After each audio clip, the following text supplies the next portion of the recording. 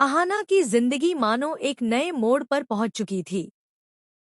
दुर्गा देवी की मदद से वह आखिरकार अपनी कॉलेज की परीक्षा देने में सफल हो पाई थी। पेपर देकर लौटते समय उसके चेहरे पर संतोष था, लेकिन दिल के किसी कोने में एक डर भी छुपा हुआ था। उसे लग रहा था कि कहीं अगर वह फेल हो गई तो दुर्गा देवी को क्या जवाब देगी। उनका भरोसा टूट जाएगा तो वह किसके सहारे जिएगी। लेकिन फिर तुरंत ही उसने खुद को संभाला। उसके सारे पेपर अच्छे हुए थे, मेहनत पूरी थी और मेहनत करने वाले को कभी हार नहीं मिलती। यह बात दुर्गा देवी ने ही तो उसे समझाई थी। दिन बीतते गए। कुछ महीनों बाद कॉलेज का रिजल्ट आने वाला था। उस दिन का इंतजार अहाना के लिए किसी युद्ध से कम नहीं था। कॉलेज में रिजल्ट घोषित होने के समय दुर्गा देवी खुद अहाना के साथ मौजूद थी। पूरा हॉल तालियों से गूंज उठा जब प्रिंसिपल ने घोषणा की, इस बार कॉलेज की टॉपर कोई और नहीं बल्कि अहाना है। पूरे कॉलेज की नजरें अहाना पर टिक गईं। मंच पर जाते समय उसका चेहरा गर्व से दमक रहा था और आंखों में खुशी के आंसू थे। उसे न सिर्फ ट्रॉफी और मेडल मिला बल्कि कॉलेज की तरफ से 500 रुपए की प्राइज मनी भी दी गई। यह रकम भले ही छोटी थी, लेकिन अहाना के लिए यह उसका पहला सम्मान था और उसके लिए बहुत बड़ी बात थी। सबसे चौंकाने वाली बात तब हुई जब अहाना ने वह पैसे सीधे दुर्गा देवी के हाथ में रख दिए और बोली, ये आपके आशीर्वाद का फल है, माँ। अगर आप नहीं होती तो मैं कभी यहाँ तक नहीं पहुँच पाती। दुर्गा देवी का दिल पिघल गया। उन्होंने सोचा, आज तक उनके अपने बेटों ने भी उन्हें यूं खुले दिल से पैसे देकर सम्मानित नहीं किया था। लेकिन यह लड़की, जो उनकी छोटी बहू थी, उसने उन्हें माँ की तरह अपनाया।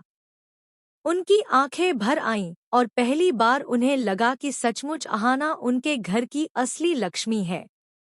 धीरे धीरे अहाना और दुर्गा देवी के बीच का रिश्ता और गहरा होता गया। अहाना ने अपनी ट्रॉफी और मेडल छुपाकर रख दिए। शायद उसे डर था कि घर के बाकी लोग उसे बुरा न मान लें। लेकिन दुर्गा देवी ने उसका हाथ पकड़ते हुए कहा, बेटी, तुम्हें छुपाने की जरूरत नहीं है। यह तुम्हारी जीत नहीं, पूरे घर की जीत है। सबको बताओ कि तुम कॉलेज में फर्स्ट आई हो। अहाना खुशी से झूम उठी और गले लगाकर बोली, आपने ही तो मुझे हिम्मत दी, माँ। अगर आप साथ न होती तो शायद मैं कभी यह सपना पूरा न कर पाती। दुर्गा देवी ने मुस्कुराते हुए उसके माथे पर हाथ फेरा और गंभीर स्वर में बोली, अब समय आ गया है कि तुम नौकरी के लिए अप्लाई करो। इस घर को तुम्हारे जैसी समझदार और मेहनती लड़की की जरूरत है। अगर तुम कामयाब हो गई तो इस घर को किसी के आगे हाथ फैलाने की जरूरत नहीं पड़ेगी। अहाना ने दृढ़ निश्चय के साथ कहा, माँ, अगर मुझे नौकरी मिल गई तो मैं कसम खाती हूँ, आपके पास कभी किसी चीज की कमी नहीं होने दूंगी। यह पल घर की शांति का प्रतीक लग रहा था, मगर असली तूफान अभी बाकी था। साजिश की शुरुआत। घर के आंगन में बाहर से सब कुछ ठीक लग रहा था, लेकिन अंदर ही अंदर बुआ जी और चाचा जी का खून खौल रहा था। उन्हें यह बात बिल्कुल बर्दाश्त नहीं थी कि दुर्गा देवी और अहाना मिलकर घर में इतना बड़ा स्थान पा रही हैं। वे हर हाल में चाह रहे थे कि अहाना की चमक फीकी पड़ जाए और दुर्गा देवी की ताकत टूट जाए। इसी बीच एक दिन ऐसा आया जिसने पूरे घर को हिलाकर रख दिया। दुर्गा देवी ने एक बड़ा फैसला लिया। उन्होंने मुनि जी और पोटू को घर से बाहर निकालने का आदेश दे दिया।